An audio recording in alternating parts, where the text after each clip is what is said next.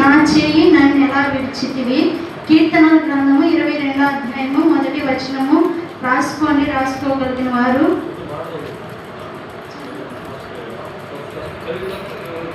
మత్తయి సువార్త సిలువలో పలికిన 4వ మాట.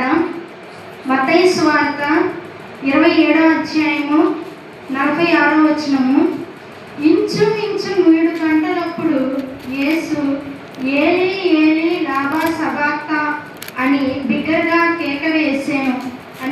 ఆ మాటకు నా దేవా నన్నెందుకు చేయి విడిచితివని అర్థము. ప్రభు ఇక్కడ పలికిన మాట నేను చెప్పాను కదా, క్రీస్తు పూర్వము మన ప్రవక్తల ద్వారా రాసిన ఆమోసు గ్రంథంలో సేమ్ అది నెరవేర్చడానికి ప్రభువు క్రీస్తు పుట్టిన తర్వాత